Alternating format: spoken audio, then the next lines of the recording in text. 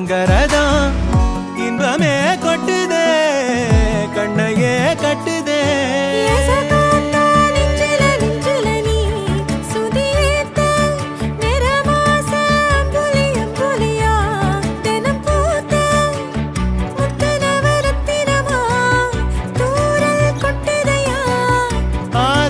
கத்திரி போல வெட்டுது தேகம் கூச